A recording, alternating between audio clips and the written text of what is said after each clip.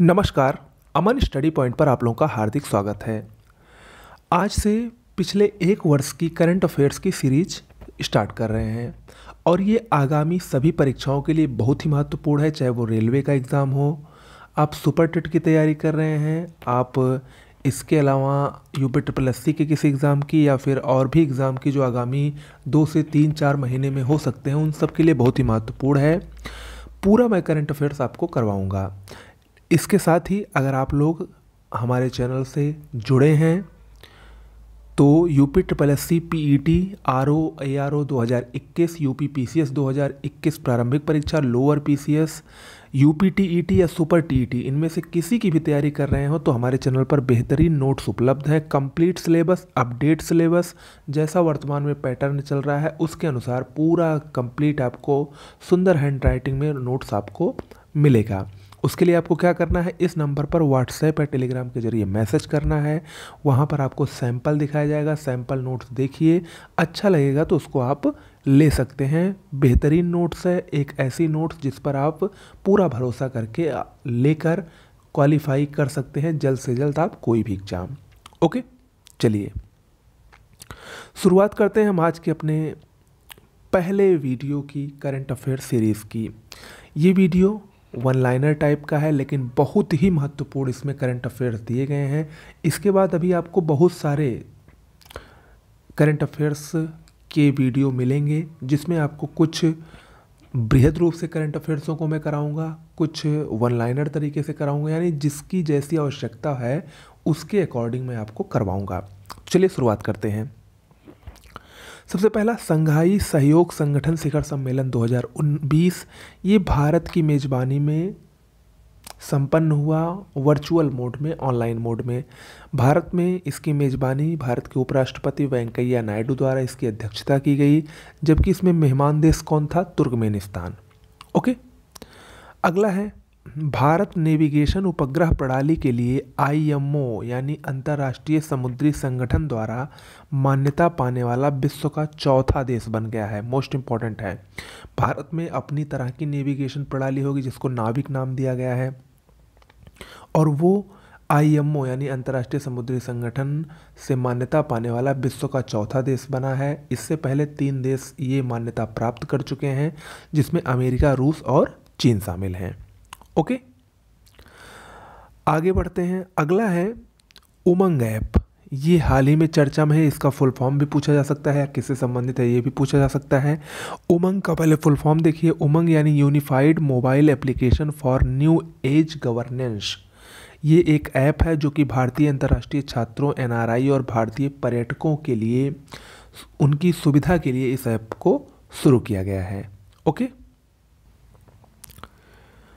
अगला है भारत का पहला मॉस गार्डन। भारत का पहला मॉस गार्डन उत्तराखंड के नैनीताल में बनाया गया है, इंपॉर्टेंट है। अगला है पन्ना टाइगर रिजर्व जो कि एमपी में है, इसको यूनेस्को द्वारा बायोस्फीयर रिजर्व के वैश्विक नेटवर्क में शामिल किया गया। देखिए, अभी तक भारत के जो 18 बायोस्फीयर रिजर्व हैं उसमें से 11 जो थे वो यूनेस्को के मैप कार्यक्रम में यानी वैश्विक नेटवर्क में शामिल थे। अभी 12वां लेटेस्ट शामिल हुआ है पन्ना tiger reserve, Madhya Pradesh. Okay, important है। अगला है 100% सौर ऊर्जा संचालित भारत का पहला हवाई अड्डा कौन बना? पुडुचेरी हवाई अड्डा। अगला है भारत का पहला मल्टी मॉडल लॉजिस्टिक पार्क कहाँ बनाया गया है? असम के जोगी घोपा में। देखिए, भारत में जो पहली बार हुआ है वो मोस्ट इम्पॉर्टेंट है और अक्सर इसी से क्वेश्चन पूछे जाते हैं, तो इसको आप बिल्कुल भी मिस मत करिएगा। देखिए, करंट की भी पूरी नोट्स उपलब्ध है, पूरे 1 साल की नोट्स उपलब्ध है। आप उसी नंबर पर, जो कि डिस्क्रिप्शन बॉक्स में भी नंबर दिया गया है, उसी पर व्हाट्सएप पे मैसेज करके आप उसकी भी जानकारी प्राप्त कर सकते हैं। ओके, अगला है भारत का पहला मेडिकल डिवाइस पार्क कहाँ बनाया गया है? केरल में। भारत की पहली सी प्लेन सेवा कहाँ शुरू की गई है, यानी समुद्र में प्लेन सेवा? अहमदाबाद में। अगला है अटल सुरंग। हाल ही में चर्चा में रही, ये विश्व की सबसे लंबी राजमार्ग सुरंग है, 9.02 किलोमीटर लंबी है। इसको अभी हाल ही में प्रधानमंत्री मोदी जी ने देश को समर्पित किया। ये मनाली से लाहौल स्पीति को जोड़ेगी, हिमाचल प्रदेश में स्थित ये सुरंग है, मोस्ट इम्पॉर्टेंट है।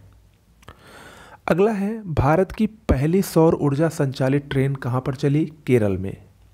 अगला है भारत का पहला टायर पार्क कहाँ बनाया गया है? पश्चिम बंगाल की राजधानी कोलकाता में। अगला है भारत का पहला गंगा अवलोकन संग्रहालय या गंगा अवलोकन म्यूजियम कहाँ बना है? चंडी घाट, हरिद्वार के चंडी घाट में। अगला है अभी हाल ही में सिक्किम की एक बहुत ही फेमस मिर्च है जिसका नाम है डल्ले सुरखानी मिर्च, इसको जीआई टैग मिला है, इंपॉर्टेंट है। अगला है भारत का पहला सैंड ड्यून पार्क, ये गोवा में बनाया गया है और इसके लिए विश्व बैंक ने इसके निर्माण के लिए सहायता दी है। अगला है भारत का पहला जैविक मसाला बीज पार्क की स्थापना कहाँ की गई है? गुजरात में। अगला है विश्व की सबसे बड़ी जस्ता यानी जिंक गलाने की परियोजना का शुभारंभ कहाँ किया गया है? गुजरात में। अगला मोस्ट इंपॉर्टेंट है, सार्वजनिक शिक्षा क्षेत्र में पूरी तरह डिजिटल होने वाला पहला राज्य भारत का कौन सा है? केरल, मोस्ट इंपॉर्टेंट है ये। अगला है हाल ही में लोनार झील, जो कि महाराष्ट्र में स्थित एक क्रेटर झील है जिसका निर्माण ज्वालामुखी उद्गार से हुआ है, इसका पानी गुलाबी रंग का हो गया था। इसका कारण क्या था? उसमें एक बैक्टीरिया पाया गया था जिसका नाम था हालो आर्चिया बैक्टीरिया। हालो आर्चिया जीवाणु के कारण हाल ही में लोनार झील का पानी गुलाबी रंग का हो गया था। अगला है एशिया के सबसे बड़े सोलर प्लांट का उद्घाटन कहाँ पर किया गया? मध्य प्रदेश के रीवा में, और ये 750 मेगावाट का है। अगला है हाल ही में अमेरिका का 51वां राज्य किसको बनाने की सहमति दी गई है? वाशिंगटन डीसी को, जो कि अमेरिका की राजधानी है। अगला है कोलकाता बंदरगाह को नया नाम दिया गया है, क्या नाम बना है? श्यामा प्रसाद मुखर्जी ट्रस्ट। अगला है विश्व का सबसे बड़ा ट्यूलिप गार्डन कहाँ बनाया गया है? उत्तराखंड के मनुष्यारी में। अगला है दक्षिण मध्य रेलवे का पहला सौर संचालित रेलवे स्टेशन कौन सा है? आंध्र प्रदेश का कादियाम। अगला है सबसे तेज मानव संगणना का रिकॉर्ड किसके नाम है? शकुंतला देवी के नाम, मरणोपरांत इन्होंने ये रिकॉर्ड बनाया। अगला है कॉमनवेल्थ शॉर्ट स्टोरी प्राइज 2020, ये पुरस्कार कृतिका पांडे को दिया गया है उनकी story great Indian T and snacks के लिए, इंपॉर्टेंट है ये। अगला है रूस का प्रसिद्ध स्मारक वार मेडल सम्मान किसको दिया गया है? नॉर्थ कोरिया के तानाशाह किम जोंग को। अगला प्रश्न भी इंपॉर्टेंट है, नासा के पहले मंगल हेलीकॉप्टर जिसका नाम है इंजेन्युटी, इसका नाम रखने का श्रेय किसका है? भारतीय मूल की 17 वर्ष की छात्रा वनिजा रूपानी ने इसका नाम इंजेन्युटी रखा है, इंपॉर्टेंट है ये। अगला है संयुक्त राष्ट्र द्वारा goodwill ambassador for the poor किसको बनाया गया? ये तमिलनाडु की 13 वर्ष की लड़की है एम नेत्रा को। अगला है मोबाइल में बजने वाली जो कोरोना कॉलर ट्यून थी उसमें किसकी आवाज़ दी गई है? जसलीन भल्ला की। अगला है मेरियाना ट्रंच, जो कि समुद्र का सबसे गहरा स्थल है, प्रशांत महासागर में स्थित है, इसको छूने वाली विश्व की पहली महिला कौन बनी? कैथी सुलिवन, इंपॉर्टेंट है। अगला है ब्रिटेन की महारानी एलिजाबेथ के कानूनी सलाहकार किसको हाल ही में नियुक्त किया गया है? हरीश साल्वे, जो कि भारत के प्रसिद्ध अधिवक्ता यानी वकील हैं। अगला है एकांकागुआ, जो कि दक्षिण अमेरिका की चोटी है, इस पर चढ़ने वाली विश्व की सबसे कम उम्र की पर्वतारोही कौन है? काम्या कार्तिकेयन। इलाइमेंट्स ऐप, ये हाल ही में चर्चा रही, ये भारत की पहली सोशल मीडिया सुपर ऐप है। अगला है MACM 4028, ये गेहूं की अर्धबौनी बायो फोर्टिफाइड किस्म है जो कि पुणे के आगरकर रिसर्च इंस्टीट्यूट द्वारा तैयार की गई है। ओके, ये सब इम्पोर्टेंट है। आगे INS सिंधुबीर पनडुब्बी, ये हाल ही में काफ़ी चर्चा में रही, और ये चर्चा में क्यों रही? क्योंकि ये भारत की पनडुब्बी है और भारत इसको म्यांमार को सौंपेगा, यानी ये पनडुब्बी भारत द्वारा म्यांमार को प्रदान की जाएगी। अगली है किसान सूर्योदय योजना। किसान सूर्योदय योजना ये गुजरात में चलने वाली योजना है, अभी हाल ही में लॉन्च की गई है। इसके तहत क्या होगा कि किसानों को 18 घंटे बिजली प्रदान की जाएगी जिससे वे अपने खेतों की सिंचाई कर सकें। अगला है भारत का सबसे बड़ा हृदय अस्पताल कहाँ बनाया गया है? हार्ट हॉस्पिटल अहमदाबाद में। अगला है विश्व की सबसे लंबी मंदिर रोपवे परियोजना का निर्माण कहाँ हो रहा है? गुजरात के गिरनार पहाड़ी पर, और ये जो रोपवे होगा, रज्जुमार्ग जिसको हिंदी में कहते हैं, ये 2.3 किलोमीटर लंबा होगा। अगला है लुहरी जल विद्युत परियोजना, हाल ही में चर्चा में रही, ये हिमाचल प्रदेश में सतलज नदी पर बनाई जा रही है, 210 मेगावाट की ये परियोजना है। अगला है भारत की पहली सौर आधारित एकीकृत बहुग्राम जल आपूर्ति परियोजना कहाँ पर बनाई गई है? अरुणाचल प्रदेश में। अगला है हिम हल्दी दूध योजना, ये हिमाचल प्रदेश की योजना है, हिम हल्दी दूध इंपॉर्टेंट है। अगला है विश्व का पहला इंटरनेट नियंत्रित रोबोट का विकास कहाँ पर किया गया है? महाराष्ट्र के ठाणे में। अभी हाल ही में भारत के 8 सागर तट को ब्लू फ्लैग दिए जाने की सिफारिश की गई है। इंपॉर्टेंट है ये। ब्लू फ्लैग दिए जाने की सिफारिश कितने सागर तट को? 8 सागर तट को दी गई है। ब्लू फ्लैग क्या होता है? जो पर्यावरण की दृष्टि से सबसे अच्छे होते हैं, पर्यावरण की दृष्टि से पर्यावरण के अनुकूल होते हैं, उनको ब्लू फ्लैग का टैग दिया जाता है।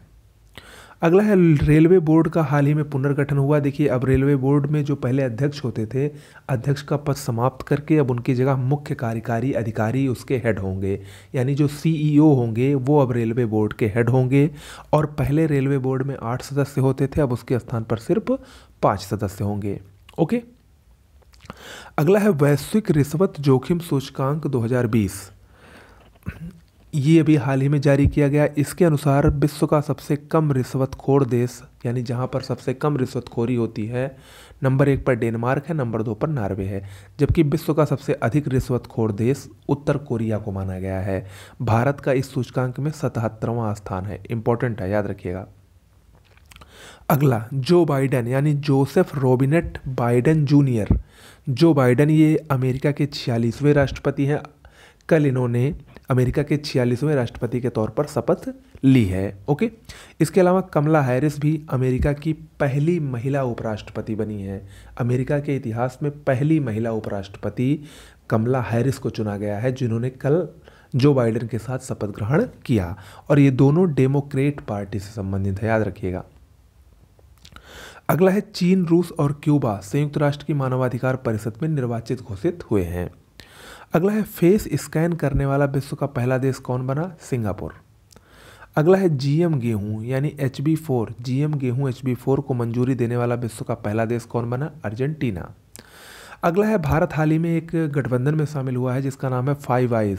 देखिए फाइव आइज में कौन कौन से देश शामिल हैं? Australia, Canada, New Zealand, USA, Britain. और इसमें भारत और जापान अभी हाल ही में शामिल हुए हैं। अगला है सेशल्स के नए राष्ट्रपति बने हैं कौन? वेवेनराम कलावन। ये प्रश्न अभी हाल ही में आया था RO परीक्षा में, तो ये इंपॉर्टेंट है। ओके, तो आज इतना ही करते हैं। छोटा छोटा वीडियो रहेगा, आपको आसान भी रहेगा, 1-2 बार देख लेंगे आसानी से तैयार हो जाएगा। तो कैसा लगा वीडियो ज़रूर बताइएगा। इसके अलावा अगर आपको इस करंट की पूरी नोट्स चाहिए तो इसी नंबर पर व्हाट्सएप पे टेलीग्राम करना है। आप UP PCS 2021 की नोट्स लेना चाहते हैं, RO ARO 2021 की नोट्स लेना चाहते हैं, देखिए कंप्लीट सिलेबस मिलेगा, कुछ भी नहीं छूटा रहेगा। 100% विश्वास करके आप ले सकते हैं। जिन्होंने लिया है उनका काफ़ी अच्छा रिजल्ट आ रहा है। उन्होंने पहली बार में ही, मेरे बहुत सारे स्टूडेंट ऐसे हैं जिन्होंने RO ARO 2016 की परीक्षा के लिए नोट्स लिया था और उनमें से लगभग 80% लोगों का चयन हुआ है।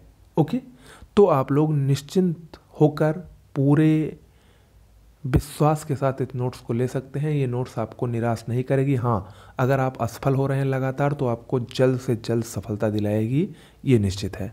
ओके, इसके साथ UP टेट और सुपर टेट की भी नोट्स उपलब्ध है। 120+ नंबर निश्चित रूप से आएगा अगर आप इस नोट्स को सिर्फ पढ़ लेंगे तो ही। ओके, आज के लिए इतना ही, मिलते हैं अगले वीडियो में। नमस्कार।